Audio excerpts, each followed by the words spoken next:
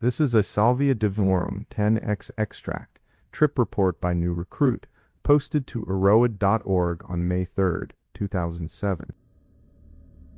I will write this as a story about a being I call her, a presence that lives just beyond the surface of what we call reality. I will try to use words that anyone can understand, and I will keep the details that mattered to me. The amount I took, the places I was, the feelings that rose and fell, and the thoughts that stayed with me after the smoke cleared. 6 years before the night I write about here, I first met her. It was a small puff, a brief moment, and the experience lasted only a few minutes. I remember looking at the ceiling and seeing a thin line that seemed to connect my hand to the arm of the person sitting next to me. It was as if a butterfly had flapped its wings and the air around us had changed. The ceiling above me seemed to melt away, and the people around me felt like long-lost relatives. The feeling was quiet, almost like a gentle nudge, and then it was over. I did not think about trying again for a long time. Last week I received 3 grams of a 10 times concentrated salvia extract. I read a little about it, set up a quiet room, and prepared to see what would happen. The first few tries did not work. It took 5 attempts before I could stay in the space that she offers without being thrown out immediately. It felt as if I needed an invitation, as if she was still deciding whether she trusted me. First attempt, I sat on the couch with my friend Kay beside me and in the kitchen. I thought I would have a mild, pleasant high. After the second inhalation, I lost track of everything.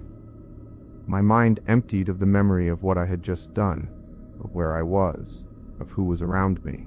I was suddenly inside a strange web-like place that was hard to move through. It felt volatile, like a net that could snap at any moment. I sensed an excited presence somewhere, aware that I had just arrived, surprised that I was there. I could not see other beings, but I could feel that they were also surprised.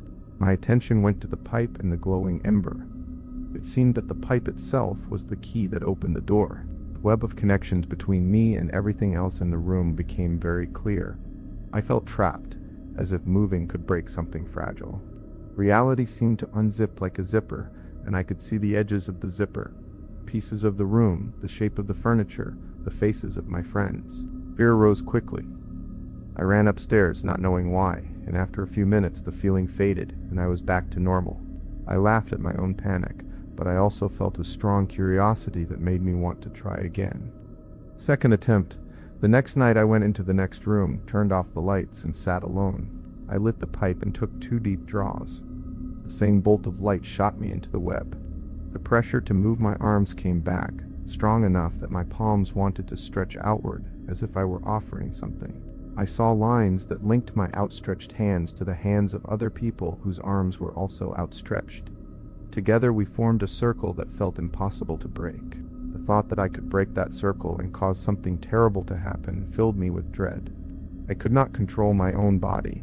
I felt a lack of control that made me want to stop. I put the pipe away and decided to wait for another night. During the pause, I read other people's reports. Many of them described bright closed-eye visuals and a feeling of comfort that I had not yet felt. I also noticed that many of them used the words zipper and edge to describe what they saw. Those words matched what I had experienced, so I kept them in mind. Third attempt. A few days later I tried again. The first puff was not strong enough, but I kept going until I felt a connection to 2 people who were talking outside the room. I could not see their faces or hear their words, but I sensed a silent link between my thoughts and their conversation. It felt as if my mind was moving the conversation without me understanding the language. This kind of mental play is something I have felt with other psychedelics, but I felt that there was something more important to look for. Fourth attempt. I decided to lie down for this try, hoping that a different posture might change the experience. It did not help much. The web appeared again, this time surrounding my bed, my door, and the person who lived downstairs. The web felt like a thin, 2-dimensional sheet that wrapped around everything in a perfect circle. I was inside the circle, facing outward, looking at the edge of my ordinary world.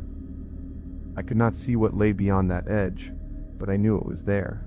A female presence appeared behind me. I could not turn my head to look directly at her, but I felt her gaze. She seemed to be testing me, smiling, waiting for me to move. I was too busy trying to hold the web together to look behind me. I stopped the session, read more reports, and tried to understand what she might want. Fifth attempt. The next night I was determined to see her.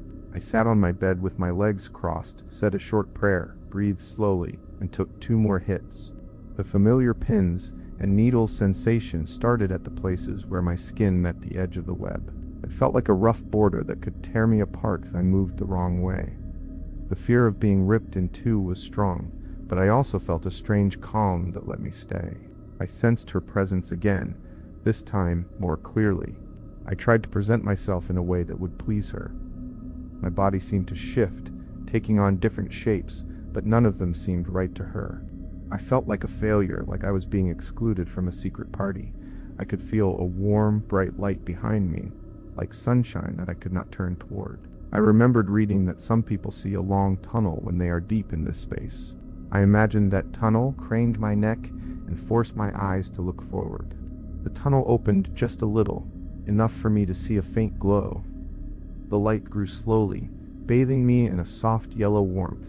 It felt like a gentle hand on my back, offering affection and love. I felt gratitude swell inside me. The chaotic web that had surrounded me began to move farther away, and the pins and needles softened. I stayed in that warm glow for a few minutes, feeling a sense of peace I had not known before. Then the feeling faded, and I returned to my ordinary room, but this time I was happy. I had reached a point where I could see her, even if only briefly. What I learned. In my notes I began to use the word reality as a stand-in for the ordinary world, and ego for the part of me that clings to that world. When I smoke salvia, my reality shrinks quickly and a thin edge appears between it and the space she lives in. The edge feels sharp, like a zipper that is being pulled apart. The pins and needles on the skin are the physical reminder of that edge. There is a constant fear that a wrong move will tear the two sides apart. She is shy. She does not welcome strangers easily. She wants you to approach her in a specific way, with respect, and she will punish you with confusion and fear if she does not trust you. The first part of each session is a struggle with the diminishing reality.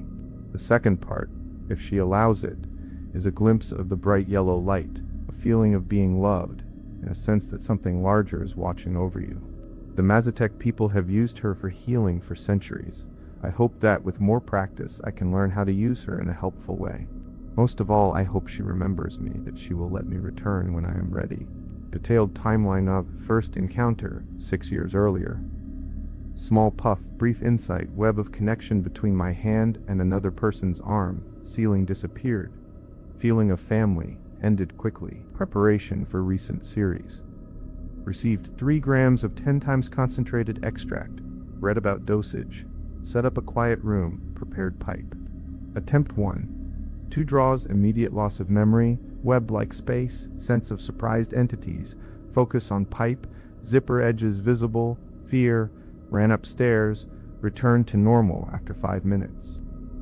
Attempt 2. Dark room alone, 2 draws, pressure to extend palms, circle of linked hands, fear of breaking circle, stopped after short time. Attempt 3. Slightly stronger dose, sense linked to 2 people speaking outside, could not see or hear them, felt mental control over their conversation. Attempt 4. Lying down, weaker effect, web surrounding bed, door, downstairs roommate, circular pattern, female presence behind me, could not look, stopped. Attempt 5. Bed, legs crossed, short prayer, 2 draws, pins, and needles at edge, female presence clearer, tried different shapes, felt inadequate, bright yellow light appeared, warmth, gratitude, web receded, pins, and needles eased, session ended. Insights 1. Connection is literal. The web is not a metaphor. It is a feeling of lines that link every object, every person to you. When those lines are tight, you feel trapped. When they loosen, you feel free. 2. Edge is real. The sensation on the skin is not imagination. It is a physical reminder that you are standing on a thin border between 2 worlds, free. Respect matters. The more I approached with humility, the more she allowed me to see. When I tried to force shapes or demand answers, she pushed me back. 4. Light is a sign of acceptance. The yellow glow appeared only after I stopped fighting the web and let the pins and needles settle. It felt like a gentle invitation to stay. 5. Fear is part of the process. The terror of being torn apart keeps you from moving too fast. It forces you to move slowly, to listen, to watch the edges. Future plans: I intend to return to her with a clearer intention. I will prepare a quiet space, set a simple mantra, and allow the first part of the experience to run its course without trying to control it. I will watch for the web, note the edges, and wait for the light to appear. I hope that each visit will bring a little more clarity, a little more peace, and perhaps a way to use the feeling of connection for healing myself and others. Final thought: Salvia is not a party drug.